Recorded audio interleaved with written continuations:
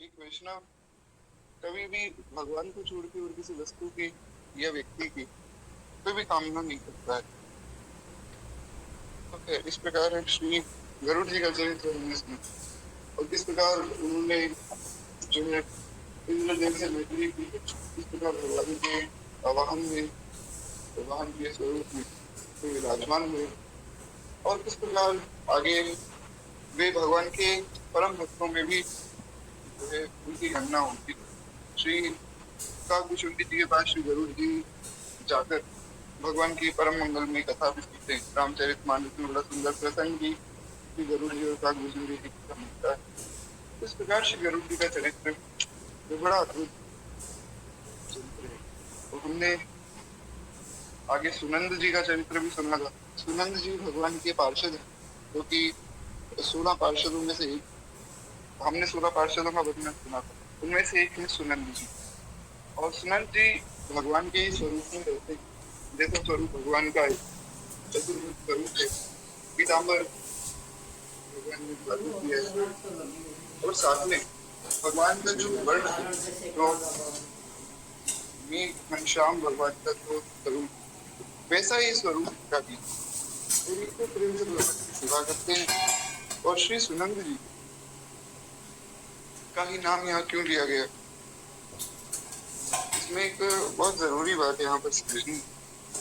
देखिए श्री नाभा गोस्वामी जी जो ये भगवान के प्रिय भक्तों का वर्णन किया है परिवल्लभ, तो उनमें सुनंद जी का नाम कमला गरुड़ सुनंद आदि षोडश प्रभुपद जगबंत सुग्रीव विभीषण वृष विदुर्लभ राम चंद्रहास चतुर्वेद प्राप्त पांडवर्मा कुंतीवतु फटे जट लज्जारी हरिवल्लभ सब प्रारस सब नरेनुमाशा। सुंदर ये पद श्री नाभा गोस्वामी जी ने लिखा। इसमें वर्णन किया है श्री सुनंद जी का, जो भगवान के 16 पार्षद है उनमें से केवल श्री सुनंद जी का ही नाम क्यों, या तो सबका नाम लेते। तो यहाँ पर एक भाव का नाम श्री नाभा गोस्वामी जी सबका ही कमला गरुड़ सुनंद आदि षोडश प्रभुपद। श्री नाभा गोस्वामी जी ने ये नहीं कहा कि कमला गरुड़ और सुनंद, उन्होंने कहा कमला गरुड़ सुनंद आदि, यानी कि सुनंद आदि जो भगवान के पार्षद हैं उनका वर्णन हमने पहले ही सुन लिया था एक पद में। जो 16 पार्षद हैं सब कैसे कैसे किस प्रकार जो है सब कृपा करते हैं, इसमें शायद श्री नाभा गोस्वामी ने इसके बाद सबका स्मरण विस्तार में नहीं किया, संकेतिक रूप में यहाँ भी उनका स्मरण किया। जैसा कि मैंने पहले भी बताया कि जितने भी भगवान की कि बस ये जो 16 भक्त है जिनका नाम क्या है यही भगवान को मिला है और बाकी नहीं, ऐसा नहीं। ये यहाँ पर इनका प्रेम दर्शाने के लिए अलग से एक भाव श्री नाभा गोस्वामी ने प्रकट किया और उसमें ऐसा कोई भेद करने की दृष्टि से ऐसा कुछ भी किया। इसलिए यहाँ सुनंद जी का जहाँ नाम किया है वहाँ ऐसा भाव करना है क्योंकि उन्होंने सब पार्षदों का वर्णन सुनंद जी ने ही कर दिया। जैसे शास्त्र का एक न्याय, अगर मान लीजिए आप कहीं किसी सभा में गए और वहां बहुत से संत विराजमान और आप सब संतों को प्रणाम नहीं कर पा रहे, तो अगर आपके गुरुदेव सब संतों को प्रणाम कर लेते तो ये माना जाता है कि आपने भी सबको प्रणाम किया, क्योंकि गुरुदेव की ही अनुगत है सब शिष्य। इसलिए उनमें ऐसा भाव किया जाता है कि अगर इन्होंने प्रणाम कर दिया है तो सबने कर दिया, ऐसा भाव किया जाता है, ऐसा समझना चाहिए। अब हम आगे बढ़े। आगे श्री हनुमंत लाल जी एक बार प्रेम से बोलिए श्री श्री प्रियादास जी महाराज जी यत्र यत्र रघुनाथ कीर्तनं तत्र तत्र कृतमस्तकाञ्जलिं बाष्पवारि परिपूर्णलोचनं मारुतिं नमत राक्षसान्तकम् प्रणमं पवनकुमार फलवनपावक ज्ञानगण जासुहृदयागार मसहि राम शरचापधर। कहते हैं भगवान शंकर के अंश से वायु के द्वारा कपिराज केसरी की पत्नी अंजना में हनुमान जी का प्रादुर्भाव हुआ। मर्यादा पुरुषोत्तम श्री राम की सेवा शंकर जी अपने स्वरूप से तो कर नहीं सकते थे, अतः उन्होंने 11 रूपों में इस प्रकार वानर रूप में अवतार लिया। हुआ क्या कि भगवान जो है शंकर जी की खूब उपासना करते थे, तो भगवान शंकर ने सोचा कि हम भी भगवान की सेवा करें।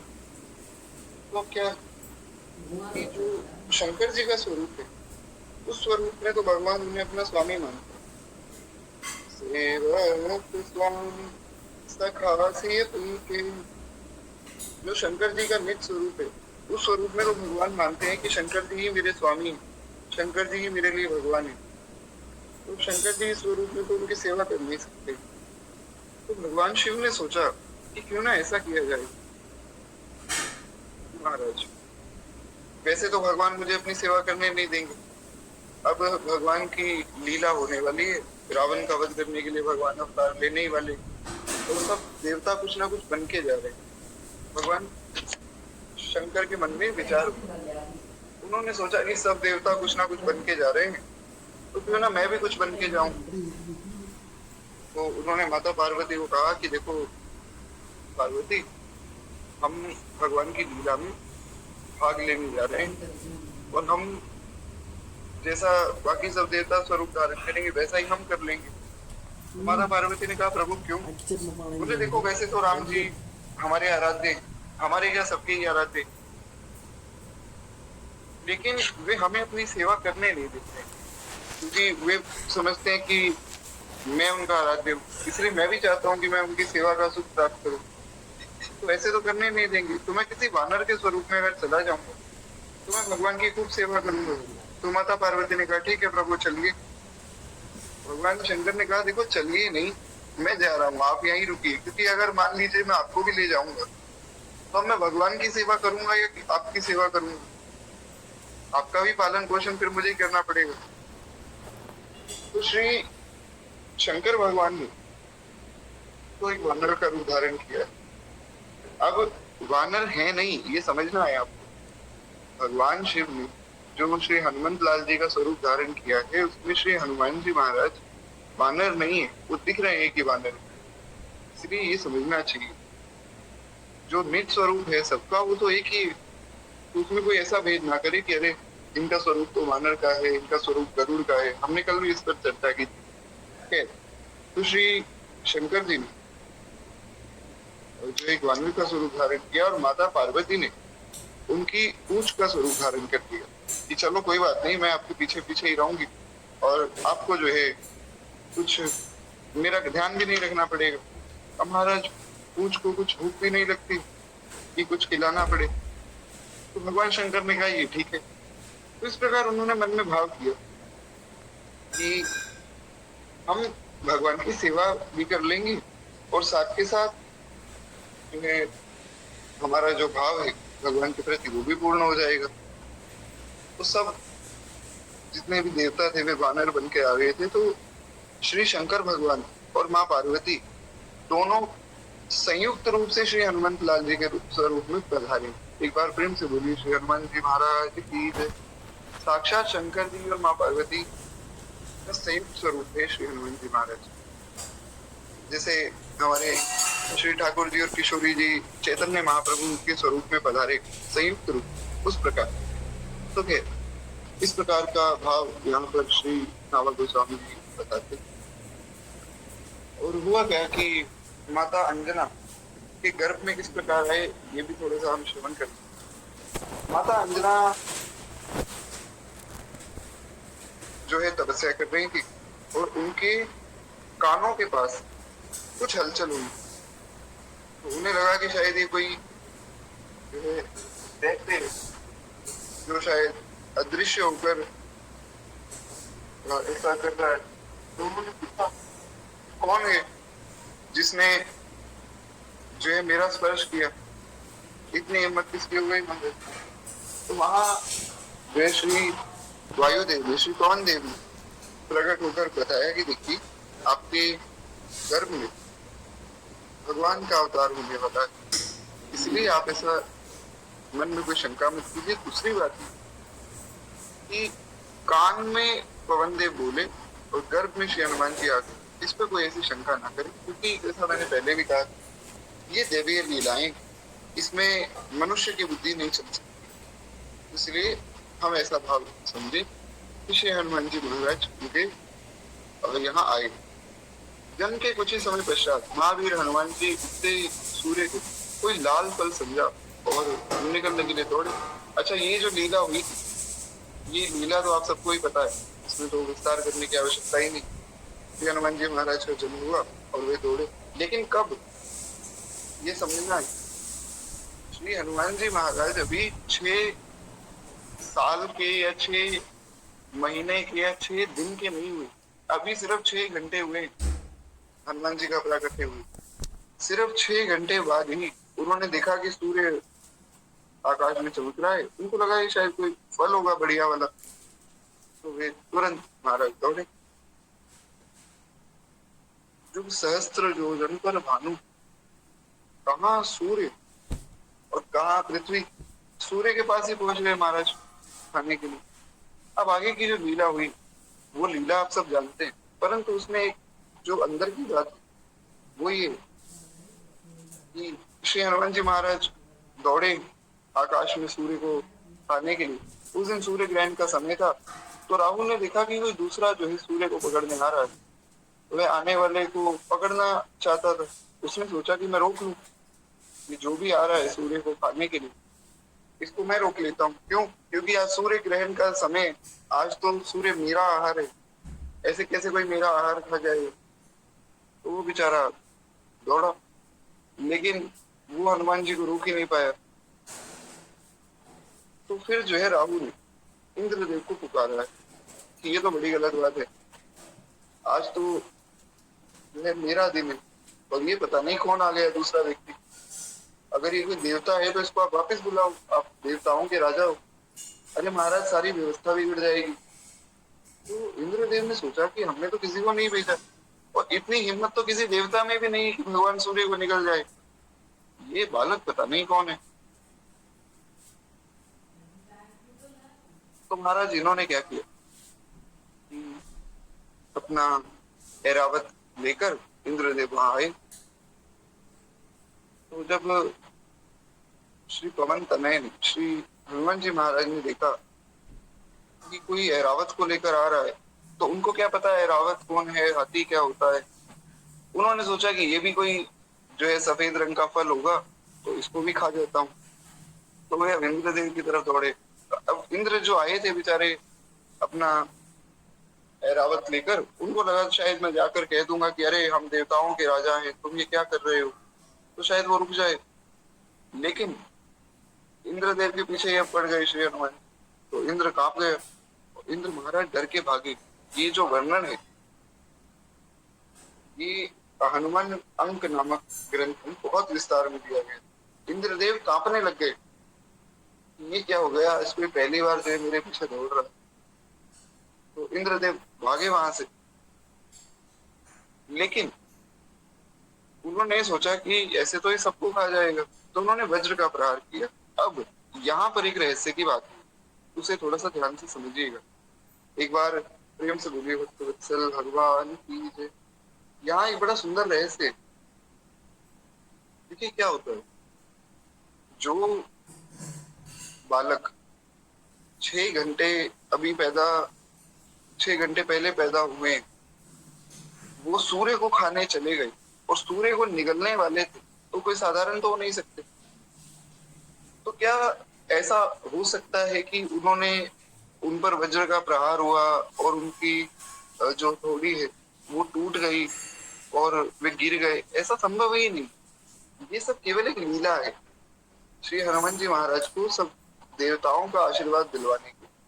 ऐसा हो ही नहीं सकता है, क्योंकि उनका जो देह है वो वज्र के समान है, वज्र देह है, और उनके दांत भी वज्र के समान है। तो वज्र का प्रहार उन पर हो ही नहीं सकता है। लेकिन उन्होंने सोचा कि वज्र है, अगर मैं इसको ऐसे ही जाने दूंगा तो इसकी महिमा कम हो जाएगी। इसलिए उन्होंने वज्र को स्वीकार किया है और हल्का सा अपनी थोड़ी पर लगवाकर फिर वापस भेज दिया।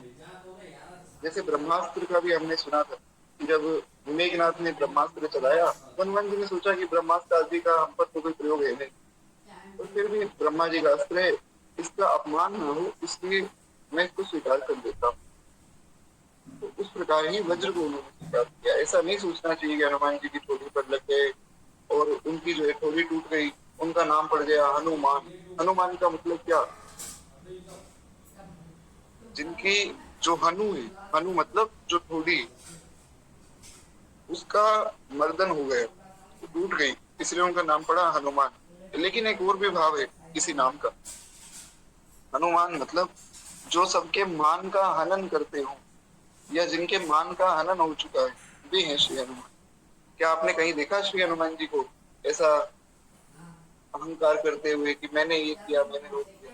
आप पूरी रामायण पढ़िए, उन्होंने एक बार ये भी नहीं कहा कि मैंने कुछ किया। अहंकार के भाव से नहीं, दैन्य भाव से भी ये नहीं कहा कि मैंने किया। वे दैन्य भाव में भी यही कहते हैं, सो सब तब प्रताप रघुराई, नाथ न कछु मोर प्रभुताई। तू सब तब प्रताप रघुराई, नाथ न कछु मोर प्रभुताई। कितनी सुंदर चौपाई है। कहते हैं प्रभु जो किया आपने किया, तब आपका प्रताप है, मैं क्या कर सकता हूँ? करने कराने वाले तो आप। और इस बात को उन्होंने केवल कहा नहीं, इस बात को उन्होंने स्वीकार भी किया। तो खैर इस प्रकार, और ये जो भाव है कि महाराज श्री हनुमान जी महाराज ने वज्र केवल इसलिए स्वीकार किया कि वो उसकी मर्यादा कम ना हो जाए, उसका मान कम ना हो जाए, ये केवल भाव नहीं है मन का। ऐसा कोई ना सोचे कि श्री हनुमंत लाल जी मेरे सदगुरु स्वरूप है इसलिए मैं ऐसी बात कह रहा हूँ, ऐसा नहीं। हालांकि उनकी कृपा से मार्ग मिला, उनकी कृपा से कथा मिली, उनकी कृपा से आप सब मिले। पर ये बात विनय पत्रिका में गोस्वामी जी ने वर्णन किया है। इस बात विनय पत्रिका में गोस्वामी जी ने श्री हनुमान जी के लिए बहुत से पद लिखे। उनमें से एक पद में उन्होंने ऐसा वर्णन किया है कि श्री हनुमान जी का जो शरीर है वो वज्र देह है, उनके दांत भी वज्र के।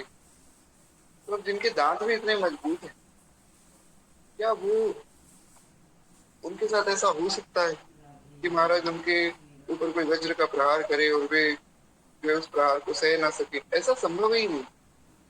इसलिए तो गोस्वामी जी ने कहा कि अतुलित बलधामम हेम शैलावदेहम धनुजवनं कृशानं ज्ञानि नामाग्रगण्यं सकल निधानम वानराणामधीशं श्री रघुपते प्रिय भक्तम वात जातम नमामि। बड़ा अद्भुत भाव है। कोशिश करेंगे कि विनय पत्रिका जी से भी एक कोई छोटा सा पद हम जो है श्री हनुमान जी के चरित्र बीच में श्रवण कर लेंगे। तो खैर इस प्रकार जो है ये लीला यहाँ पूर्ण। तो खैर पूर्ण तो नहीं, मतलब उसके बाद भी आगे इसका वर्णन मिलता है। कहते हैं कि वज्र लगा, ये मूर्छित होकर गिर गए, या ऐसा कहे कि गिरने का ये सब नाटक हुआ। तो पुत्र को मूर्छित देखकर वायुदेव बड़े कुपित हो गए, तो उन्होंने अपनी गति बंद कर दी। श्वास रुकने पर देवता बड़े व्याकुल हो गए। ये सारे संसार में जो पवन देव ने बहना ही बंद कर दिया, तो सब लोग बड़े व्याकुल हो गए। तो अंत में श्री हनुमान जी को सब लोकपालों ने अमर होने का, अग्नि जल वायु आदि से अभय होने का, ये सब वरदान दिए। क्यों दिए? क्योंकि आगे चलकर भगवान की लीला में सबका सहयोग होगा, इसलिए भगवान ने पहले ही वरदान दिलवाए। इसलिए समझना चाहिए कि शरणागत के जीवन में जो भी हो रहा है वो केवल मंगल के लिए हो रहा है। केवल और केवल भगवान मंगल के लिए सब कुछ करते हैं। ऐसा विश्वास होना चाहिए। हम शरणागत है और हमें विश्वास ही नहीं भगवान की लीला पे, तो फिर कैसे शरणागत है महाराज। खैर एक बार प्रेम से बोलिए श्री हनुमंत लाल जी महाराज की जय। तो इस प्रकार ये लीला जो है पूर्ण हुई।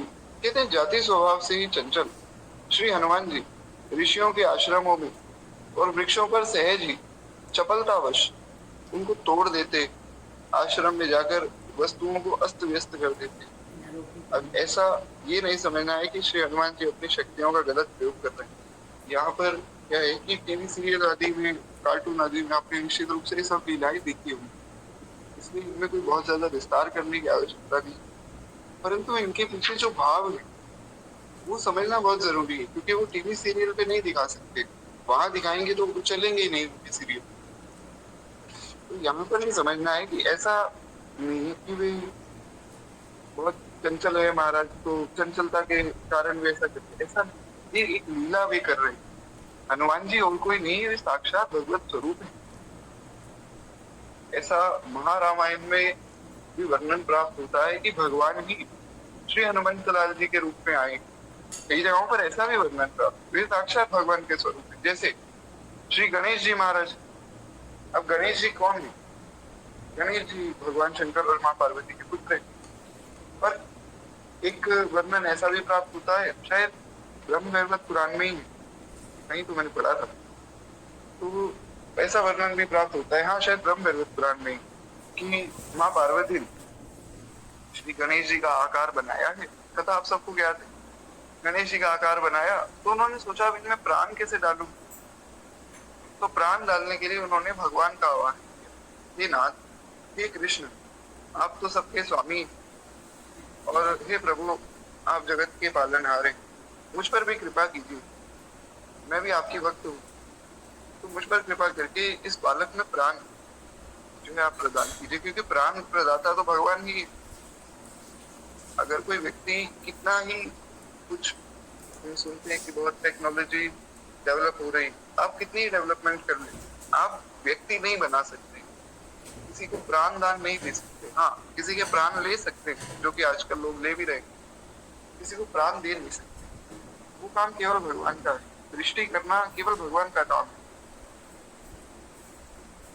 तो इसलिए माँ पार्वती ने भगवान से प्रार्थना की और भगवान ने वहां प्रकट होकर माँ पार्वती से प्रार्थना की कि देखो माँ, आप लोग मेरी भक्ति करते हो, मैं आपकी भक्ति करता हूँ, तो मेरी ये प्रार्थना है आपसे कि आपके इस पुत्र में मैं ही प्राण बन के आ जाता हूँ, तो इस रूप से मैं आपकी सेवा कर लूंगा और साथ ही साथ जो है आपको एक पुत्र की प्राप्ति तो हो ही जाएगी।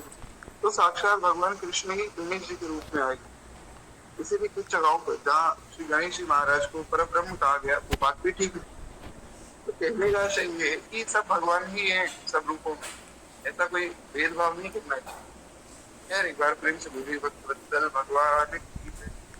बहुत ऊंची बात है, जब सर्वत्र भगवत दृष्टि हो जाएगी तो दूसरा कोई दिखता ही नहीं। जिस देखूं दिशाओं मई, जहाँ देखे वहां भगवान। ये देखो श्याम, ये देखो श्याम, यही है मेरे जीवन प्राण। बड़ा सुंदर ये पद है, हमारे गुरुदेव भगवान अपनी कथाओं में गाते। कभी समय मिलेगा तो हम इस पर भी चर्चा करेंगे। अभी हम आगे बढ़े तो कहते हैं कि जाति स्वभाव से चंचल थे, इसलिए जाकर जो है ऋषियों के आश्रमों में वृक्षों को तोड़ देते, ऋषियों के आश्रमों की व्यवस्था बिगाड़ देते। ऐसा क्यों करते? वे दिखाना चाहते थे कि जब किसी के पास बहुत शक्ति आ जाती है ना, तो वो ऐसा उस शक्ति का गलत उपयोग भी कर सकता है। इसीलिए शक्ति होना बुरी बात नहीं, पर वो सही दिशा में होना बड़ी जरूरी बात है। जैसे एक उदाहरण मैं आपको देता हूँ। श्री जनक जी की सभा चल रही है। जनक जी की सभा में सब लोगों ने महाराज बहुत प्रयास किया, रूप सहस दस एक ही बारा, लगे उठावन टरई न टारा। गोस्वामी जी ने कहा महाराज 10,000 राजा एक साथ आ गए और एक साथ कोशिश करने लगे कि चलो आज धनुष उठा लिया जाए। 10,000 एक साथ नहीं उठा पाए, उठाना बहुत दूर की बात, लगे उठावन टरई न टारा, हिला नहीं पाए। जनक जी को बड़ा गुस्सा आया। कथा आप सबको ज्ञात है, कथा का मैं ज्यादा विस्तार नहीं कर रहा हूँ। इसलिए नहीं कर रहा हूँ क्योंकि हमें श्री हनुमान जी का चरित्र कल या परसों तक पूर्ण करना है। साथ के साथ विनय पत्रिका जी से एक या दो पद का भी स्मरण करना है, क्योंकि फिर तो कभी समय मिलता नहीं, तो उनके चरित्र के साथ ही हो जाए तो अच्छा है। तो जनक जी ने गुस्सा किया। जनक जी ने कहा कि अरे, मैंने तो सोचा था कि कोई वीर क्षत्रिय योद्धा आएगा और मेरी पुत्री को ब्याह ले जाएगा, लेकिन मुझे तो लगता है संसार से वीर ही खत्म हो गए। तुम तो कहीं धनुष नहीं ला पा रहे हो, क्या क्षत्रिय बनोगे? अब महाराज लक्ष्मण जी को क्रोध आया। लक्ष्मण जी तो उठे। लक्ष्मण जी तो लक्ष्मण जी, लक्ष्मण जी को वैसे गुस्सा नहीं आता है, बड़े शांत स्वभाव के, बड़े सुंदर स्वभाव के हमारे लखन लाल जी। ऐसा स्वभाव है जैसे एक बालक का स्वभाव होता है। गोस्वामी जी ने विनय पत्रिका में जहाँ श्री लखन लाल जी की स्तुति की, वहां पर भी कहते हैं कि आपका तो बालवत स्वभाव है, पर आप बालक की माता को अगर कुछ कहेंगे तो उसको क्रोध तो आएगा ही। तो भगवान ही लक्ष्मण जी के लिए माता पिता है, तो इसलिए श्री लक्ष्मण जी को गुस्सा आता है कि जो भगवान को अगर कोई कुछ कहता है, वैसे उनको कोई गुस्सा नहीं आता। बड़े शांत, बड़े मधुर स्वभाव के व्यक्ति, बस उनको तब गुस्सा आ जाता है जब कोई उनकी माता यानी कि भगवान के बारे में कुछ बोलता है। माता पिता दोनों ही भगवान ही। गुरु पितु मात न जानऊ काहू, कहूँ सुभाव नाथ प्रति आऊ। हमने ये बात सुनी थी जब श्री भगवान जा रहे थे वन में, तो लक्ष्मण जी ने कहा कि प्रभु, मैं जानता ही नहीं कौन गुरु, कौन पिता, कौन माता, आप किसकी बात कर रहे हो? मैं जानता ही नहीं। मैं तो ये जानता हूँ कि आप ही मेरे माता पिता हैं और मुझे आपके साथ चलना है। और अगर आप मुझे अपने साथ ना लेकर गए तो आप वहां बैठे सोचते रहिएगा कि लक्ष्मण वहां अयोध्या जी में माता पिता की सेवा कर रहा होगा, और मेरे तो यहाँ से प्राण चले ही जाएंगे। जैसे ही आप घर से बाहर कदम रखेंगे मेरे प्राण निकल जाएंगे। तो आपकी मर्जी है, आप ले जाना चाहते हैं तो ठीक है, नहीं तो मेरे प्राण ले जाएंगे। जाऊंगा तो मैं आपके साथ ही, या तो प्राण बन के या फिर इस स्वरूप में। तो प्रभु, मैं जानता ही नहीं हूँ कौन है माता पिता, मैं आपसे जानता हूं। इस पर भी हमने बहुत विस्तृत चर्चा की थी।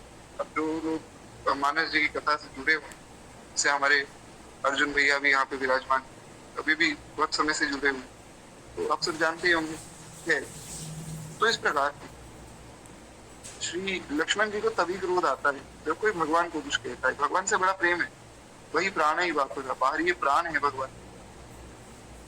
तो लक्ष्मण जी को गुस्सा आया। उन्होंने कहा कि अरे मूर्ख जनक, ये कैसी बात कर दी? वे सीधा ही ऐसे बोलने लग गए। उन्होंने ये नहीं सोचा कि जनक जी को मैं ऐसा क्यों बोल रहा हूँ। भगवान को जिसने गलत बोला वे जानते ही नहीं कि वो कौन है। लक्ष्मण जी ने तो महाराज यहाँ तक भी वर्णन है, ये मैं अपने मन से नहीं कह रहा हूँ, थोड़ा सा गंभीरता से समझिएगा इस बात को। ये बहुत गंभीर बात है जो मैं अभी बोलने जा रहा हूँ। यहाँ तक वर्णन है, और ये वाल्मीकि रामायण का वर्णन है।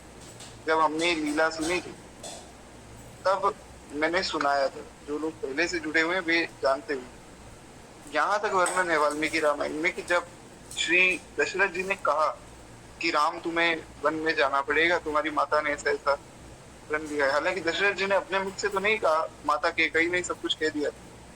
लक्ष्मण जी ने जब ये बात सुनी कि भैया को वन भेज रहे, लक्ष्मण जी बोले, भैया अभी आप आदेश करो, अभी पिताजी को मैं डाल देता हूँ कारावास में, और मैं देखता हूँ कौन नहीं होने देगा आपका राज्याभिषेक। आज अगर त्रिदेव मिलकर भी आपका राज्याभिषेक रोकने आ जाए ना, तो मैं त्रिदेवों को खत्म कर दूंगा। आज मैं खड़ा हूँ आपके सामने, मैं देखता हूँ कौन रोकता है आपको। आप बैठिए राज सिंहासन पे। अरे इतनी हिम्मत कैसे हो गई पिताजी की कि आपको वन भेज दें? आप कहो तो इनको डाल देता हूँ कारावास में, आज ही कहानी खत्म हो जाएगी। तो महाराज भगवान ने कहा, अरे भैया लक्ष्मण कैसी बात करते हो? बोले, भैया बस बहुत हो गया। अरे पहले कहते हैं कि राम को राजा बनाएंगे, फिर कहते हैं राम को वन भेज दो। क्यों भाई, क्या गलती की राम जी ने जो वन भेज दो? माता कैकेयी की तो बुद्धि खराब हो गई, तो पिताजी भी बूढ़े हो चुके हैं, तो इनकी बुद्धि सटक गई। ये मैं नहीं कह रहा हूँ, ऐसे सेम टू सेम वचन लक्ष्मण जी के हैं वाल्मीकि रामायण, आप पढ़िए। ऐसा ही बोला उन्होंने कहा, महाराज इनकी जो वृद्ध होने के कारण बुद्धि सटक गई, ऐसी बहकी बहकी बातें करते, इनको डाल देता हूँ मैं जेल में। आप बैठिए प्रभु सिंहासन पे। और अपने शेष रूप में भी आ गए। और लक्ष्मण जी जो है, जैसे हम श्रवण करते हैं ना कि भगवान नारायण स्वरूप में जब आते हैं तो शेष भगवान पर आते हैं। लक्ष्मण जी कौन है?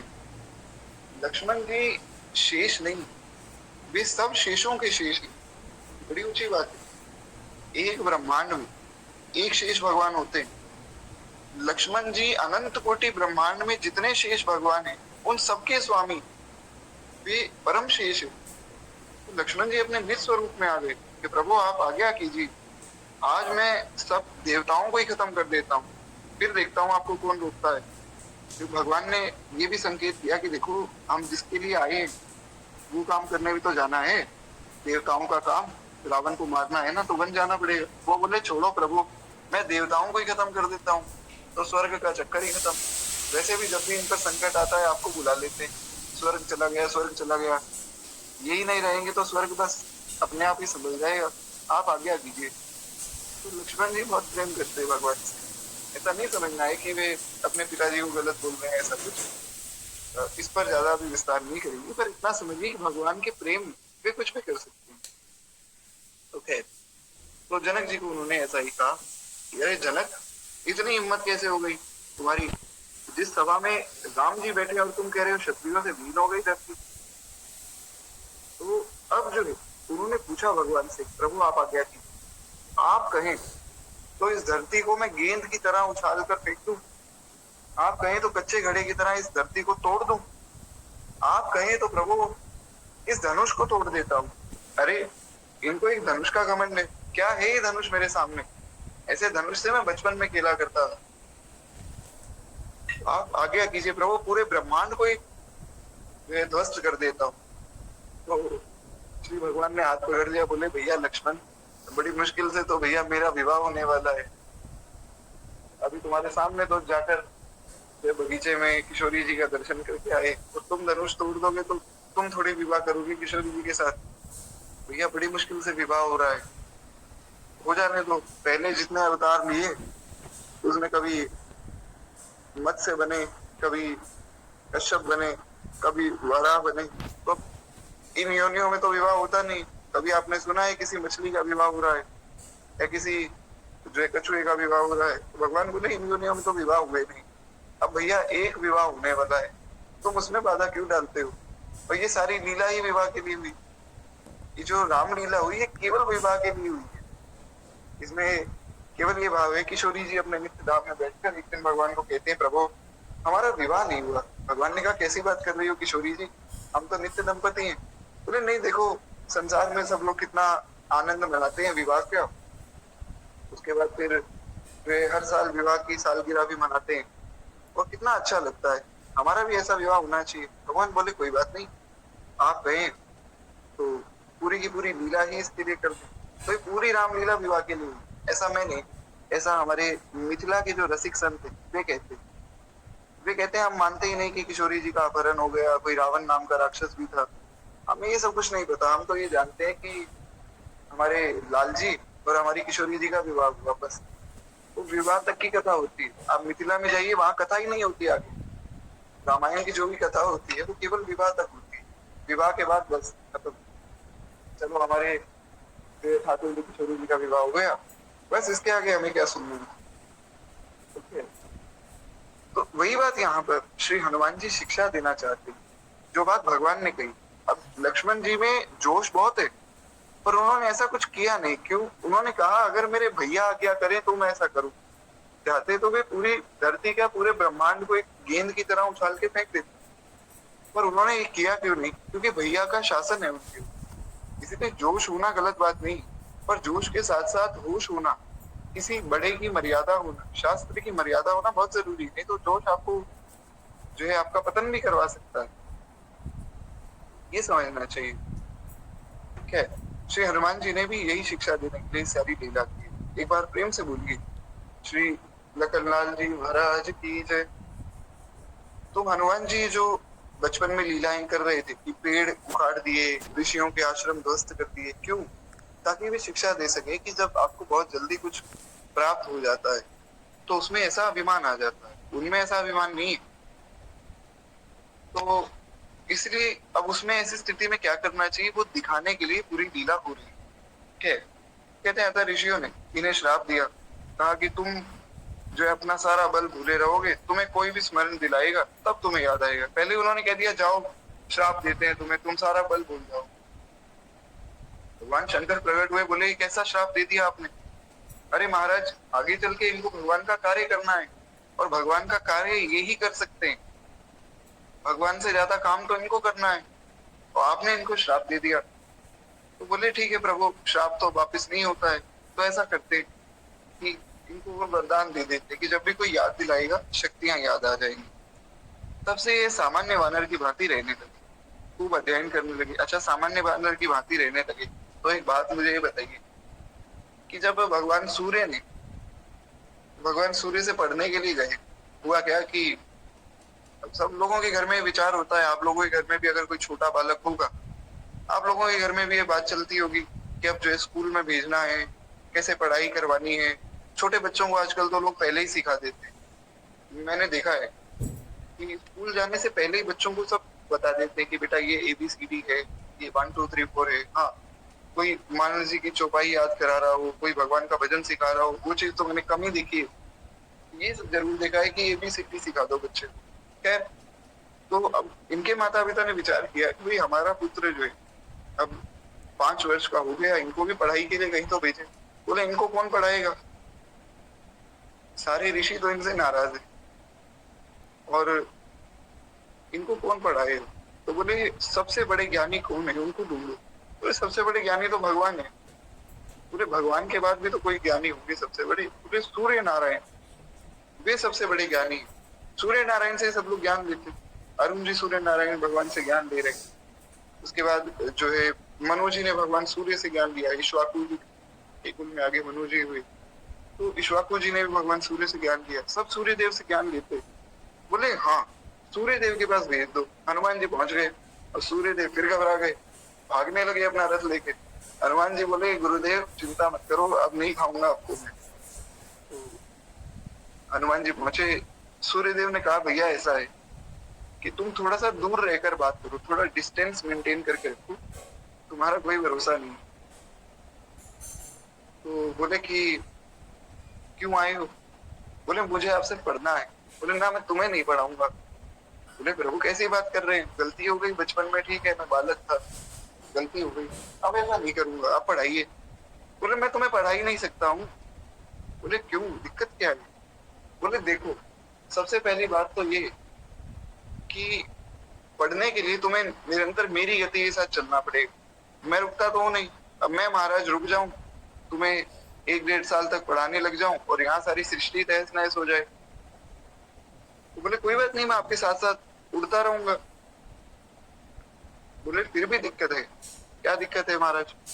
बोले देखो, जब किसी को कुछ ज्ञान दिया जाता है तो सामने वो बैठा हो तब ज्ञान दिया जाता है। अब मान लीजिए भगवान कभी ऐसी व्यवस्था बनावे कि हम सब एक जगह पर मिले और उस जगह पर महाराज बढ़िया भगवान की, यही भक्तमाल जी की या कोई भी भगवान की कथा जो है उस वक्त हम सुने, और अगर आप लोगों का आशीर्वाद रहा तो दास को अवसर मिले तो बड़ी कृपा हो जाएगी। तो मान लीजिए कि मैं आपको कथा सुनाने बैठा हूँ और मैं आपकी तरफ पीठ करके बैठ जाऊं, तो ये पहली बात तो अमर्यादा है और कथा का अपमान है, श्रोताओं का अपमान है। दूसरी बात, आप समझ भी नहीं पाएंगे, आप कहेंगे कि अरे ये बैठने का ढंग ही ठीक नहीं, हमें कुछ समझ ही नहीं आ रहा। तो इसलिए जब कुछ पढ़ाया जाता है तो शिष्य सामने बैठा हो तो बताया जाता है।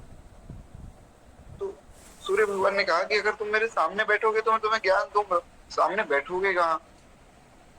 तो बोले कि गुरुदेव आपके रथ में बैठ जाऊं। बोले नहीं, मेरे रथ में तुम नहीं बैठ सकते हो। बोले अच्छा, तो ऐसा करता हूँ कि मैं उल्टी दिशा में उड़ूंगा। बोले भगवान, बोले ये कैसी बात है? बोले हाँ, उड़ना तो है ही, तो मैं उल्टी दिशा में उड़ता रहूंगा, आप मुझे ज्ञान देते रहना, मैं सुनता रहूंगा। तो बोले कि उल्टी दिशा में उड़ोगे और अगर कहीं कुछ टकरा गए किसी चीज से, बोले प्रभु आकाश में किस चीज से टकराऊंगा, तो आप तो बस ज्ञान दीजिए। तो किसी प्रकार उन्होंने भगवान सूर्य को मनाया और भगवान सूर्य से जो है उन्होंने फिर ज्ञान प्राप्त किया है। तो मैं आपसे ये पूछना चाहता हूँ कि जब ऋषियों के कहने पर सारी शक्तियां भूल गए, तो महाराज ये शक्ति कहाँ से आ गई, उड़ने वाली, वो भी उल्टा उड़ने वाली? एक साधारण वानर में ये शक्तियां थोड़ी होती। इसीलिए ये समझना है कि ये दिखने में वानर है श्री हनुमान जी महाराज, वास्तव में नहीं है।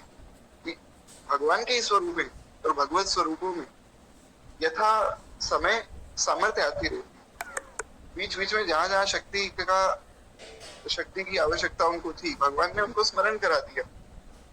तो ऐसा समझना चाहिए है। तो इस प्रकार से सब ऋषियों ने श्राप दिया और उसके बाद कहते हैं तब से सामान्य बानर की भांति रहने लगे और माता के आदेश अनुसार सूर्य नारायण के समीप जाकर, ये तो खैर हो ही गए, वेद वेदांत की शिक्षा इन्होंने प्राप्त की और सब कलाओं का अध्ययन किया। उसके पश्चात किष्किंधा में आकर सुग्रीव जी के साथ रहने लगे। सूर्य भगवान ने कहा कि भैया दक्षिणा दो, मैंने तुम्हें इतना ज्ञान दिया है। ज्ञान कोई देता है, कोई यज्ञ होता है, कोई पढ़ाई होती है, तो उसके लिए दक्षिणा दी जाती है, गुरु दक्षिणा। बोले मांगिए गुरुदेव, क्या मांगना है? बोले देखो मुझे कोई धन आदि की तो कामना है नहीं, मैं धन लेकर करूंगा भी क्या। तुम ऐसा करो, मेरा एक पुत्र है सुग्रीव, वो बेचारा बड़ा परेशान है, तुम जाकर उसके साथ रहो, तुम बड़े बलशाली हो, तुम उसकी विपदा बोल सकते। तो सुग्रीव जी के यहाँ पर श्री हनुमान जी उनके सेवक के रूप में विराजमान हो। क्यों? गुरुदेव की आज्ञा है। और हालांकि श्री हनुमान जी वहां जाकर समर्थ सदगुरु का काम कर रहे हैं। सुग्रीव जी को भगवान से मिलाया किसने? नाथ सैल पर कपिपति रही, सो सुग्रीव दास तब कही। हनुमान जी पहुंचे भगवान के सामने। भगवान ने कहा कि सारी बात हो गई, वो लीला में आगे आपको सुनाऊंगा। भगवान ने कहा हनुमान अब बताओ कहाँ जाना है? बोले प्रभु सामने जो ये शिला है ना, इस पर कपिपति रहते, सुग्रीव जी रहते। पहली बात तो वो कपिपति नहीं है, पहला झूठ बोला हनुमान जी ने। दूसरी बात उन्होंने कहा कि प्रभु आपका दास है सुग्रीव, सो सुग्रीव दास तब कह। प्रभु सुग्रीव आपका दास है, दूसरा झूठ बोला। अब कोई प्रश्न करे कि भाई आप इतने बड़े भक्त होकर आप झूठ बोलते हैं, तो यहाँ पर समझना है हनुमान जी ने झूठ नहीं बोला। पहली बात तो ये, उन्होंने ये क्यों कहा कि नाथ सैल पर कपिपति रहे? क्योंकि धर्म का विचार करके देखा जाए तो धर्म के अनुसार तो अभी भी सुग्रीव ही राजा है। बाली ने तो सुग्रीव का राज्य छीन लिया ना, लेकिन राजा तो वास्तव में सुग्रीव ही था। दूसरी बात, भगवान जिसके जीवन में आ गए वो तो राजा वैसे ही बन जाएगा। तो हनुमान जी को पहले ही पता है भगवान आ गए, अब सुग्रीव जी राजा बन जाएंगे, इसलिए उन्होंने कह दिया कि नाथ सैल पर कपिपति रहे। दूसरी बात जो कही कि प्रभु सुग्रीव आपका ही दास है, ये तो सर्वथा झूठ है। सुग्रीव जी तो जानते ही नहीं भगवान को। लेकिन ये बात उन्होंने क्यों कही? ये उन्होंने यहाँ एक सदगुरु की भूमिका निभाई, एक सच्चे समर्थ सदगुरु की भूमिका निभाई। समर्थ सदगुरु क्या करते हैं? भगवान के चरणों में प्रार्थना करते हैं कि प्रभु ये जीव बेचारा जन्मों जन्म से भटक रहा है, आपका ही बालक है, नाथ आपका ही दास है, आप इसको स्वीकार कर लीजिए। भगवान कहते हैं कि अरे बड़ा पापी, प्रभु पापी है तो क्या हुआ, आपका वचन तो यही है कि मैं पापियों को स्वीकार करता हूँ। भगवान कहते हैं ये भजन ही नहीं करता। बोले कोई बात नहीं, भजन तो कर लेगा, प्रभु बालक है आपका ही, आप कर लीजिए, स्वीकार कर लीजिए प्रभु। तो बहुत जैसे एक माता जो है प्रेम करती, हमारे गुरुदेव कहते हैं कि अनंत माताओं का प्रेम एक साथ अगर जो उद्धृत हो जाए तो श्री गुरुदेव का प्रेम बनता है। सदगुरुदेव की करुणा तो केवल सदगुरुदेव की करुणा है, जैसी करुणा अन्यत्र किसी में नहीं, भगवान में भी ऐसी कृपा नहीं है। जितना ध्यान श्री गुरुदेव भगवान रखते हैं एक शिष्य का, उतना भगवान भी नहीं रख सकते। बड़ी ऊंची बात है, समय के साथ ही अपने आप ही समझ आ जाएगी, इस पर मैं विस्तार नहीं करूंगा, बहुत ऊंची बात। तो समर्थ सदगुरु की भूमिका श्री हनुमान जी ने निभाई। हनुमान जी ने सबके लिए निभाई, जो जो उनकी शरण में गया है सब पर कृपा उन्होंने की है। आप देखिए कोई भी ऐसा व्यक्ति होगा ही नहीं जो भगवान का भक्त है या इस मार्ग में चल रहा है और हनुमान जी की कृपा उसको प्राप्त नहीं। आप लोगों ने भी अपने जीवन में निश्चित रूप से अनुभव किया होगा, केवल हनुमान लाल जी महाराज की कृपा से ही भगवान की प्राप्ति होती है। किसी भी स्वरूप में आपकी निष्ठा हो, अगर हनुमान जी की भक्ति नहीं तो भगवान नहीं मिलेगी, ये समझना चाहिए। दास को भी ये मार्ग उन्होंने दिखाया, ये कथा उनकी आज्ञा से हो रही है, उनकी आज्ञा थी कथा की, और आप सब उनकी आज्ञा से महाराज यहाँ जुड़े। बीच में कुछ घटनाएं हुई थी तो कथा बंद हो गई, तब ये ग्रुप बना नहीं था, तो उनकी आज्ञा हुई कि चलो अपना ये ग्रुप बना लेते हैं। फिर महाराज उसमें एक अपना ग्रुप बना, धीरे धीरे लोग जुड़ने लग गए। तो कहने का आशय ये सब उनकी कृपा से ही हो रहा है। एक समर्थ सदगुरु का कार्य श्री हनुमंत लाल जी महाराज ने दास के जीवन में तो अवश्य ही निश्चित रूप से सदैव निभाया है और अभी भी बड़ी कृपा करुणा वे करते आ रहे हैं। उनकी करुणा से कहीं ना कहीं भगवान ने जो स्वीकार किया उनकी कृपा से किया। बाकी मेरे अंदर तो जो आचरण है उस प्रकार से अगर देखा जाए तो संसार में भी कोई स्वीकार ना करे तो भगवान तो महाराज भगवान है, तो केवल सदगुरुदेव भगवान की कृपा है, श्री हनुमंत लाल जी की कृपा है। खैर एक बार प्रेम से बोलिए सदगुरुदेव भगवान की जय। तो जो मुझ जैसे पापियों का उद्धार करवा देते हैं, तो आप सब तो महाराज भगवान के भक्त हैं, आपका क्या कहना। तो जितने लोग उनकी शरण में आए, सुग्रीव जी शरण में आए, सुग्रीव जी को भगवान की शरण में ले गए, विभीषण जी आए, विभीषण जी को ले गए। उसके बाद आगे हम जाएंगे, लंकिनी आई, लंकिनी को भगवान के पास पहुंचा दिया।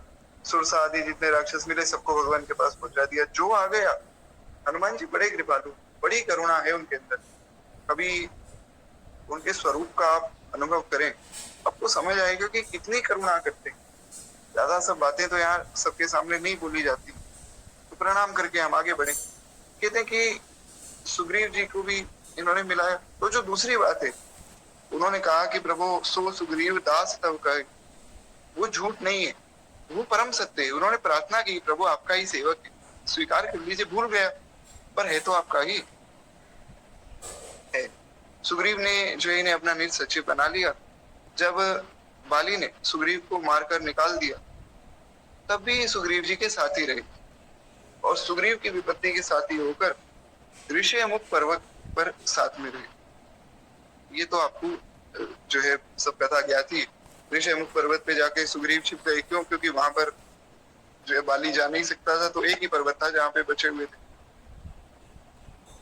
बचपन में माता अंजना ने बार बार आग्रह पूर्वक इन्हें अनादि रामचरित्र जो है सुनाया। ये बड़ी कृपा की माता ने, ये सब माता का कर्तव्य है। प्रथम गुरु माता को ऐसे नहीं कहा जाता है। माता पिता का कर्तव्य है कि अपने बच्चों को अच्छी शिक्षा दें, भगवान के बारे में बतावें। लोग कहते हैं कि महाराज बच्चे बिगड़ गए क्योंकि बचपन में उन्हें रामचरित मानस, भगवत गीता या ज्यादा कुछ नहीं तो भागवत जी का दशम स्कंद ही सुना दिया जावे। भगवान श्री कृष्ण की जो बाल लीलाएं वो ही सुना दी जाए। और ये केवल भाव की दृष्टि से नहीं, आप कभी करके देखिए किसी छोटे बच्चे के साथ। भगवान श्री कृष्ण की बाल लीलाएं अगर किसी को सुनाई जाए ना, छोटे बच्चे को, तो उससे बहुत जल्दी उस बालक को जो है ज्ञान की प्राप्ति होती है। हालांकि भगवान ने तो बड़ी चंचल लीलाएं की, परंतु वो चंचल लीलाएं सुनकर भी उसे धर्म का ज्ञान हो जाता है। ये जो है प्रभाव है भगवान के चरित्र का, बड़ी सुंदर है भगवान की बात का। खैर नहीं तो अगर इतना भी नहीं कर सकते तो गीता प्रेस से बहुत सी पुस्तकें छपती है जिसमें भगवान श्री कृष्ण का बाल चरित्र है, भगवान श्री राम का बाल चरित्र है, श्री हनुमान जी का बाल चरित्र है और जितने जितने भक्त हुए उनका बाल चरित्र है। तो उनको खाली वो बाल चरित्र ही सुना दिया जावे। गीता प्रेस ने बड़ी कृपा की है, बहुत सी सुंदर सुंदर छोटी छोटी पुस्तकें जिसमें बालकों को किस प्रकार शिक्षा दी जाए सब बताया जाता है। खैर ये हमारा विषय नहीं है, हम आगे बढ़े। तो इस प्रकार इन्होंने बचपन से ही माता से जो है रामचरित्र सुना था और आग्रह करते थे कि माँ मुझे सुनाओ, राम जी के बारे में बताना, मुझे बड़ा अच्छा लगता है, आप मुझे सुनाओ। ऐसे पूछा जाता है और ऐसे व्यक्ति को ज्ञान दिया जाता है। श्रद्धावान लभते ज्ञानम। तो हनुमान जी बड़ी श्रद्धा से पूछते थे, इसलिए माता सुनाती थी। कहते हैं अध्ययन के समय वेदों में, पुराणों में श्री राम कथा का अध्ययन, वेदों में भी और पुराणों में भी। ये समझना है, लोग कहते हैं अरे वेदों में तो कहा गया कि महाराज राम और कृष्ण केवल ईश्वर हैं, केवल महापुरुष हैं। ईश्वर तो वो है जो उनके अंदर बैठा है। गीता कृष्ण ने नहीं कही, कृष्ण के अंदर बैठकर ईश्वर ने गीता कही। अरे महाराज जी कैसी बातें, बिना सिर पैर की बातें। कहते हैं कि हम प्रमाण देंगे, ऋग्वेद का प्रथम अध्याय पढ़ो, उसमें लिखा है। वेदों में ऐसा होता ही नहीं है अध्याय वाला सिस्टम। तो ये सब जो है नाटक चल रहा है, ऐसा कुछ भी नहीं। वेदों में भी भगवान का वर्णन है और जो पुराणों में तो है ही है। वेदों में अयोध्यापुरी का वर्णन आया, वेद में अथर्व वेद में वर्णन है महाराज अयोध्यापुरी का। कि अयोध्यापुरी भगवान के सुदर्शन चक्र पर बनी हुई है और अयोध्यापुरी और कुछ नहीं, साक्षात वैकुंठ का हृदय ही है अयोध्या जी। तो वेदों में जब अयोध्या जी का वर्णन आया तो अयोध्यापति का वर्णन नहीं आया। ये कैसी बातें कि भगवान रामकृष्ण महापुरुष, बड़ी कृपा है हम सब पर, बहुत कृपा भगवान ने की। ऐसा कोई ना सोचे, बहुत से ऐसे भी मैसेज आते हैं कि अरे प्रभु जी ऐसे लोगों को देखकर मन खराब हो जाता है। मेरा मन तो बड़ा प्रसन्न हो जाता है। मेरे साथ उल्टा है, मैं जब ऐसे किसी को देखता हूँ मन में ठीक है पीड़ा होती है कि जिससे कोई गलत बात करते हैं, पर एक आनंद भी मन में होता है कि भगवान ने कितनी करुणा की है कि हर एक व्यक्ति भगवान के निज स्वरूप को नहीं समझ सकता है। हम पर भगवान ने कृपा करके अपनी कथा दे दी, अपने स्वरूप का कहीं ना कहीं कुछ ना कुछ तो बोध कराया कि मैं सगुण रूप में हूँ, मेरी उपासना करो। लोगों को तो अभी तक यही समझ नहीं आ रहा कि सगुण भगवान की उपासना करो। हाँ, पीर मजारों पर जाकर चादर चढ़ाने के लिए तैयार हैं, पर भगवान का नाम लेने के लिए नहीं। लोग डरते हैं भगवान का नाम लेने से। एक तो महाराज कोई माता जी किसी कोई पॉडकास्ट किसी ने भेजी, अभी 2-3 दिन पहले की बात है। तो उन्होंने दिखाया कि उसमें कोई जो माता जी बैठी है पॉडकास्ट पे, उन्होंने कहा कि देखिए 2 ब्रह्मचारी भगवान हैं, एक तो हनुमान जी और एक शंकर भगवान। उनकी उपासना हमें नहीं करनी चाहिए। हम उपासना करेंगे तो हम भी ब्रह्मचारी हो जाएंगे, इसलिए हमें भगवान रामकृष्ण की उपासना करनी चाहिए। वैसे तो बात ठीक है, रामकृष्ण की उपासना करो, पर ये कोई बात नहीं है कि ब्रह्मचारी भगवान है। और ये एक कथा प्राप्त होती है जिसमें गोपियां जाती है श्री दुर्वासा जी के लिए भोजन लेकर। कथा आप सबने सुनी हुई, मैं ज्यादा विस्तार नहीं करता, केवल एक छोटा सा भाव कहना। तो यमुना जी रास्ते में है, तो भगवान ने कहा कि जाओ यमुना जी को ये कह देना कि अगर दुर्वासा जी कुछ भी ना खाते हो तो हमें रास्ता दो। यही जाकर गोपियों ने कहा, यमुना जी ने रास्ता दे दिया। गोपियां सोच रही हैं कि अरे ये कैसी बात है, अरे इतना सब भोजन तो हम स्वयं अपने हाथों से बनाकर दुर्वासा जी के लिए लेकर जा रहे हैं, और वहां जाकर देखा दुर्वासा जी सब कुछ खा गए। और बोले अगर और कुछ है तो दे दो। बोले प्रभु और तो कुछ नहीं। बोले ठीक है चलो कोई बात नहीं, अब तुम जाओ। तो गोपियों ने सोचा कि ये तो भगवान ने झूठ बोल दिया, अरे दुर्वासा जी हमारे सामने सब कुछ खा गए। तो हमने जाकर यमुना जी को कहा कि अगर दुर्वासा जी कुछ ना खाते हो तो हमें रास्ता दो। तो इसका मतलब तो ये कि यमुना जी ने भी झूठ में साथ दिया है। तो बोले दुर्वासा जी से प्रार्थना की कि अब हमें वापस जाना है, हमें ये बताइए वापस कैसे जाएं। तो दुर्वासा जी ने कहा कि तुम यमुना जी से ये कह देना कि अगर भगवान कृष्ण ब्रह्मचारी तो हमें रास्ता दो। गोपियों ने सोचा कि अरे ये कैसी बात है, भगवान कृष्ण ब्रह्मचारी कहाँ से हो गए, नित्य तो हमारे आगे पीछे डोलते रहते। जैसे ही जाकर ये बोला, यमुना जी ने रास्ता दे दिया। गोपियां हैरान हो गई कि ये कैसे हो सकता है। भगवान ने समझाया कि मैं अपने जिस स्वरूप में ब्रह्मचारी भी हूँ, गृहस्थ भी हूँ, मैं सब कुछ हूँ। अगर भगवान ब्रह्मचारी नहीं है, केवल गृहस्थ है, तो भगवान कैसे? ईश्वर वो है जिसमें सब गुण विराजमान हो। सब गुण का मतलब जितने भी गुण है सबके सब। ब्रह्मचारी भी है भगवान, भगवान सन्यासी भी है, भगवान गृहस्थ भी है, भगवान वानप्रस्थी भी है, सब कुछ है भगवान। उनमें ऐसा कोई भेद नहीं करना चाहिए। और दूसरी जो लीला है कि दुर्वासा जी कुछ नहीं खाते, उसका आशय ये कि दुर्वासा जी खुद कुछ नहीं खाते, भगवान को जो भी कुछ अर्पित होता है वो प्रसाद ग्रहण करते हैं। तो वो प्रसाद इसलिए ग्रहण करते हैं कि शरीर चलता रहे, उनको कुछ कुछ खाने की चाह नहीं, ऐसा भाव। खैर, तो समझना है कि ब्रह्मचारी भगवान तो सभी हैं। तो ये जो सब नाटक है इनसे बचना चाहिए, इसलिए अपने जो बालकों को अच्छी शिक्षा देनी चाहिए। खैर, तो माता अंजना ने जो है बड़ी सुंदर शिक्षा दी है, रामचरित्र सुनाया है, वेदों में पुराणों में सब वर्णन सुनाया। अब एक बात ये भी समझनी कि माता ने वेद कहाँ से पढ़ा दिए। आप तो बताओ, में बार बार कहते हो कि माताएं वेद नहीं पढ़ सकती, तो यहाँ माता वेद कैसे पढ़ा रही? तो यहाँ ध्यान से समझिए, माता ने रामचरित्र सुनाया है और अध्ययन करते समय उन्होंने वेदों में भगवान की वही कथा पढ़ी जो माता ने सुनाई। ये समझना है, माताओं को ये अधिकार नहीं कि वे वेद पढ़े या ये बैठकर इस प्रकार से जो है संकल्प लेकर 7 दिन की 9 दिन की कथा करें, व्यासपीठ पर बैठने का अधिकार भी नहीं। पर अपने घर में सब बच्चों को शिक्षा देने का पूर्ण अधिकार है माताओं को, देनी भी चाहिए। वो बात यहाँ पर कही गई। तो माता ने जो चरित्र सुनाया है वही चरित्र वेदों में पढ़ा है, ऐसा भाव है। तो कहते हैं किष्किंधा आने पर भी यही ज्ञात हो गया कि परात्पर प्रभु ने अयोध्या में अवतार धारण कर लिया। और वे बड़े उत्कंठा से अपने स्वामी के दर्शन की प्रतीक्षा करने लगे। किष्किंधा में आए उनको पता लग गया कि भगवान का अवतरण हो गया है। बड़े प्रसन्न हो गए कि अरे श्री ठाकुर जी आ गए, तो बड़े प्रसन्न हुए। श्रीमद् भागवत में कहा गया कि जो निरंतर भगवान की कृपा की आतुर प्रतीक्षा करते, अपने प्रारब्ध से प्राप्त हुए सुख दुख से संतोष का भोग करते, वाणी तथा शरीर से भगवान को प्रणाम करता है, हृदय से भगवान का चिंतन करता है, वाणी से भगवान का नाम गुणगान करता है, कीर्तन करता है और शरीर से भगवान का पूजन करता है, वह व्यक्ति मुक्ति पद का सर्वथा अधिकारी हो जाता है। वो जीते जीते मुक्त हो जाता है। जो नित्य भगवान का नाम जप करता है, नित्य भगवान की कृपा का अनुभव करता है, जो मिला है सुख या दुख उसमें संतोष करता है और कभी भी भगवान से कोई शिकायत नहीं करता है, हमेशा भगवान की कृपा का अनुभव करता रहता है, वो व्यक्ति जीते जी ही मुक्त हो जाता है। उसे अलग से मुक्त होना नहीं पड़ता। कोई ये अगर सोचे कि महाराज मुक्ति तो मृत्यु के बाद मिलती, ये सब झूठी बातें हैं। अगर मृत्यु के बाद मुक्ति मिलती होती तो सबको ही मिल जाती। मुक्ति का मतलब वो है कि जब आप शरीर संसार से हटकर भगवान के चरणों में लग जाते, उसे कहते हैं मुक्ति। ठीक है, एक बार प्रेम से बोलेंगे सर भगवान की जय। कहते हैं इस प्रकार श्री सुखदेव गोस्वामी जी परीक्षित जी को एक शिक्षा दी। तो श्री हनुमान जी महाराज भी ऐसे ही बड़ी उत्कंठा से भगवान के लीलाओं का जो है अनुभव करते। और एक जगह ऐसा भी वर्णन है, ये शायद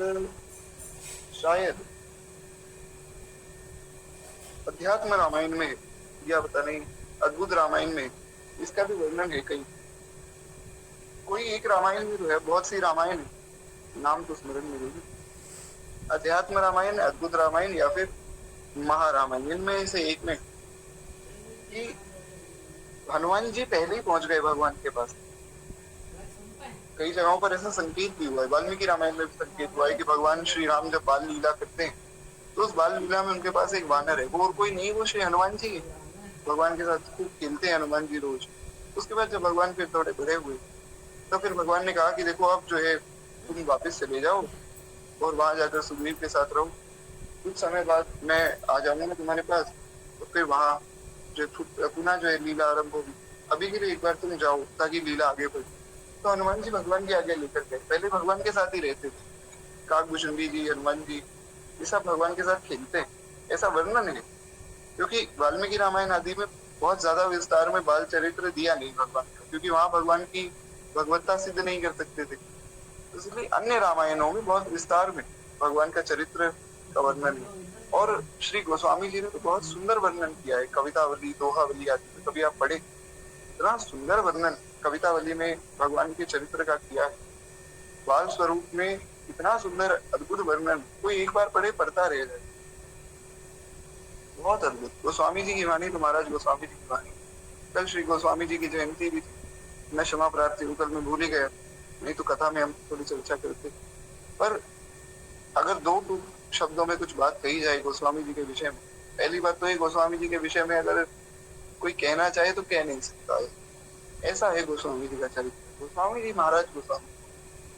पर इतनी बात मैं अवश्य कहूंगा कि जो वस्तु गोस्वामी तुलसीदास जी ने इस संसार को दी, आप ये चैलेंज के साथ मैं कह सकता हूँ कि आप जितना ज्ञान लगा सकते हैं लगा लीजिए, जितना कुछ पढ़ सकते हैं पढ़ लीजिए। गोस्वामी जी जैसी वाणी नहीं मिलेगी, नहीं मिलेगी और नहीं मिलेगी। गोस्वामी जी जैसी वाणी कहीं है ही नहीं। जो उन्होंने लिख दिया वो कोई लिख ही नहीं पाया। सबका बहुत सम्मान है, सबने खूब अपने अपने भाव व्यक्त किए, सबका खूब आदर।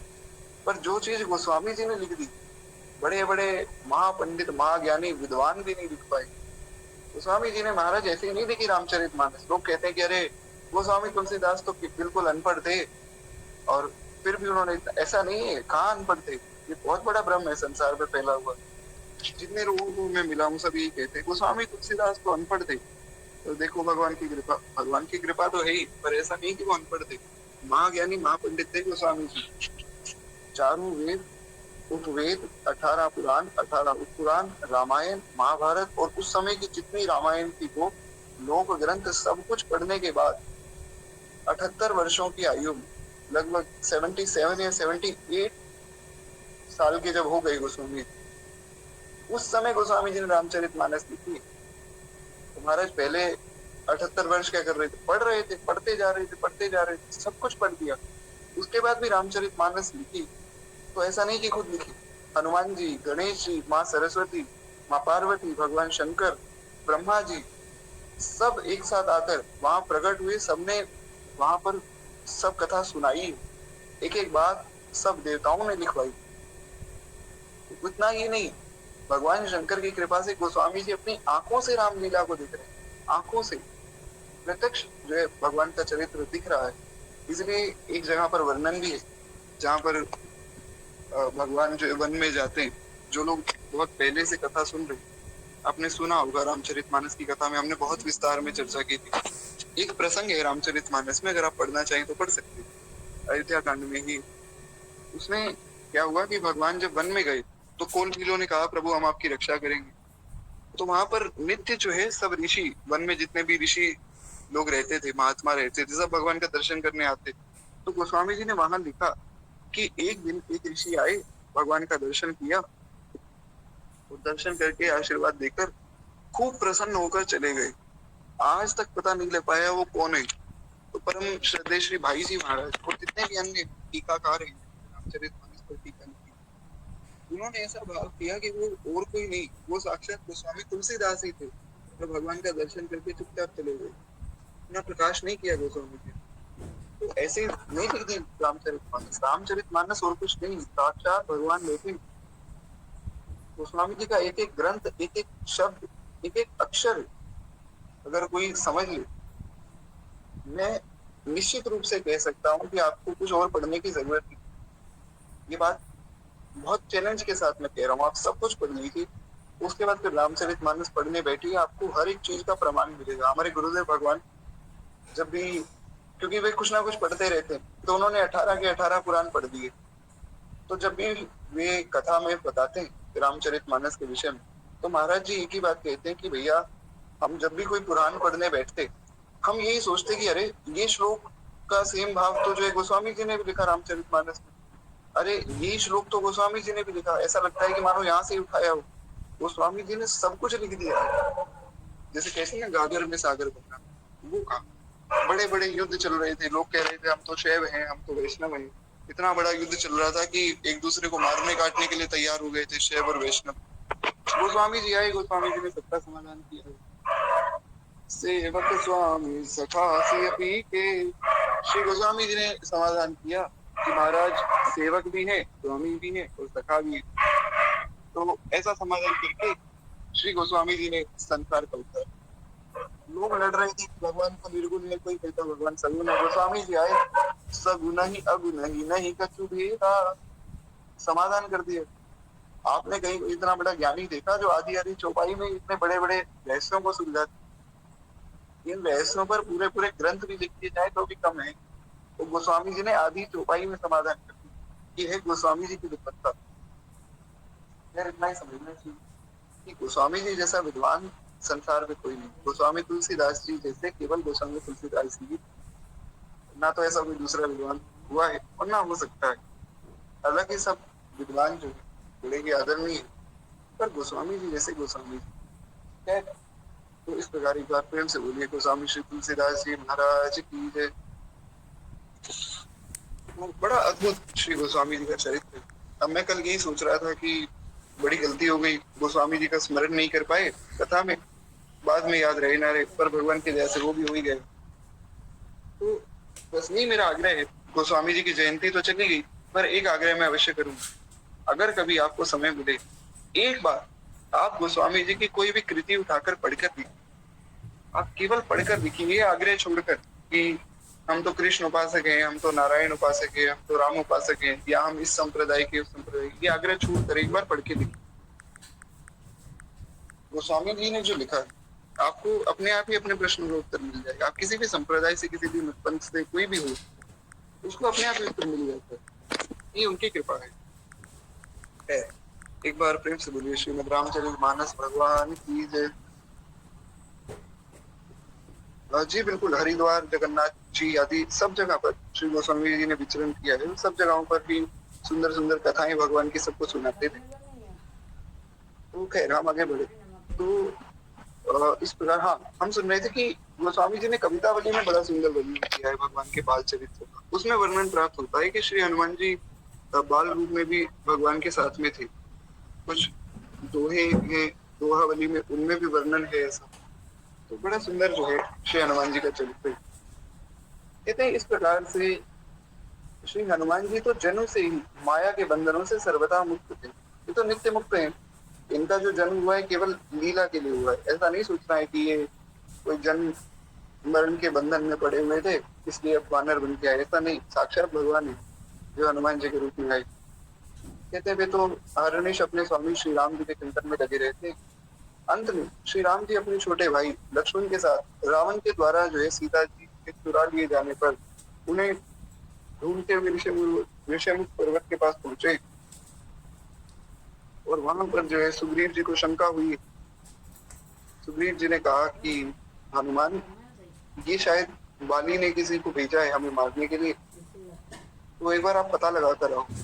महाराज मैं क्यों जाऊं, क्योंकि आपसे बड़ा कोई ज्ञानी नहीं। अगर मान लो कोई सच में विद्वान हुए, आपसे बड़ा विद्वान कौन होगा, आप जाकर जो अच्छी संस्कृत भाषा में बात कर लेना, पता कर लेना क्या प्रयोजन है। और यदि कोई योद्धा भी हुए मुझे मारने भी आए तो आपसे ज्यादा बलशाली कौन, आप इनसे लड़के इनको वहीं खत्म कर देना। और अगर कोई अच्छे व्यक्ति हुए तो आपसे ज्यादा दैन्य कौन, आप जो अच्छे से आदर सत्कार कर सकोगे आप ले आना। तो सारे गुण आप में विराजमान है, आप ही जाओ। तो श्री हनुमान जी महाराज को भेजा है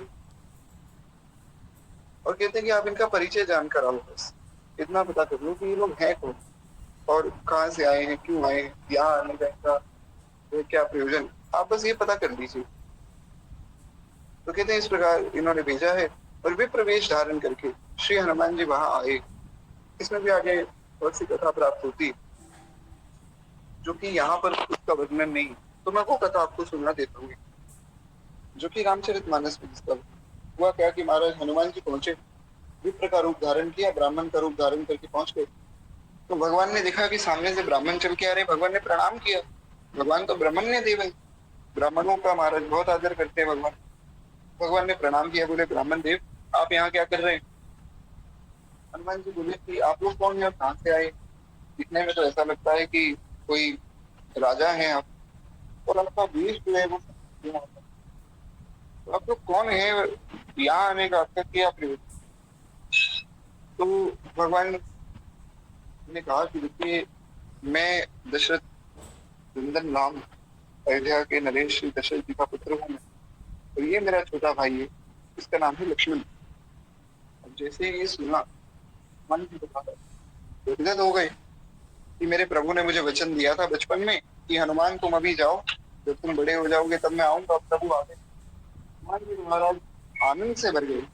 और देखिए एक बड़ी सुंदर बात है, पहले के समय में जब अपने विषय में कोई कुछ बताता था तो अपने पिताजी के नाम से संबोधित करता था।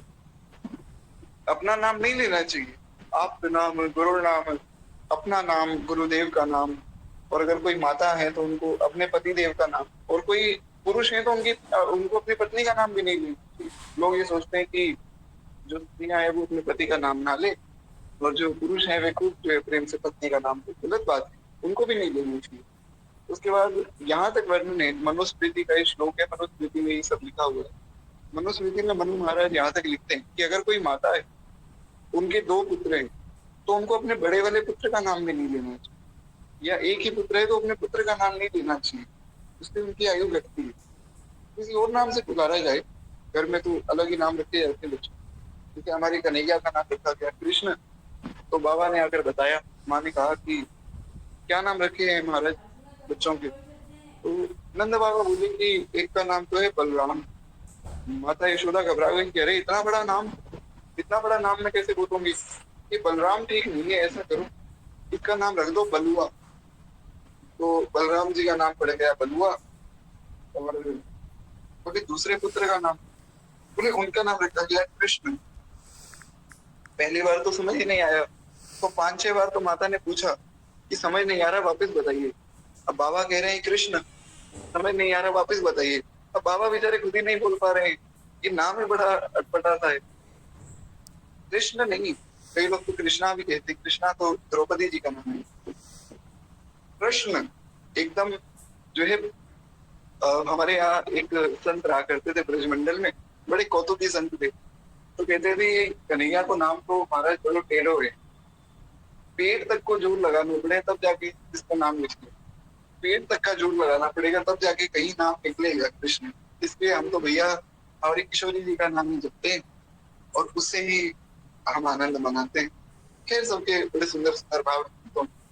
तो माता ने जैसे ही सुना कि ये बड़ा अटपटा सा नाम रखा है, माता ने कहा ये नाम कैंसिल है, मैं तो इसको कनुआ दूंगी। तो एक का नाम बलुआ और एक का नाम कनुआ, इस प्रकार अलग नाम रखे हैं। खैर तो इस प्रकार भगवान ने जो अपना परिचय दिया है। हनुमान जी बड़े गदगद हो गए। हनुमान जी महाराज रोने लगे कि प्रभु मैंने आपको नहीं पहचाना, ये तो मेरा स्वभाव है, ये तो जीव का स्वभाव है कि आपको भूल जाए। लेकिन एक मंद में ज्ञान पुनि प्रभु मोहि विसारे, दीनबंधु भगवान। आप मुझे भूल गए, ये स्वामी जी प्रभु, प्रभु मैं आपको भूल जाऊं ये तो स्वीकार है बात, क्योंकि जीव का स्वभाव है भगवान को भूल जाना।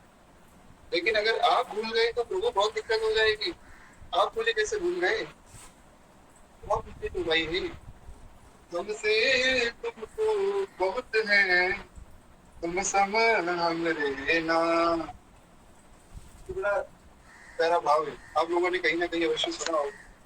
सदगुरु मैं तेरी पतंग, बाबा तेरी पतंग हवा विच उड़दी जावांगी, बाबा डोर हथों छठी मांगी जावांगी। इतना सुंदर बात है। ये गुरुदेव भगवान, मैं तो आपके समान हूँ, अगर आपने डोर छोड़ दी तो मैं तो कट जाऊंगा, आप बस पकड़ कर रखिए प्रभु।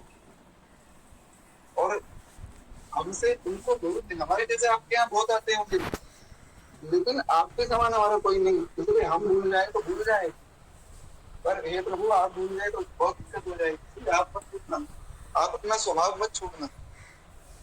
तो ऐसा जो भगवान का स्मरण कराया जाता है। अब ये बड़ा अद्भुत भाव है श्री हनुमान जी महाराज, ये हम कल की कथा में सुनेंगे। आज वाणी को यही विश्राम देते हुए केवल 2 मिनट में हम लोग जो रत्नमाल जी की आरती करें और एक बार प्रेम से बोलिए भगवान की जय। जो है कल से सब लोग रेगुलर हो जाएंगे, क्योंकि कल से जो प्रयास करेंगे धन्य पत्रिका के एक पद भी हम सुनेंगे। तो फिर एक जी की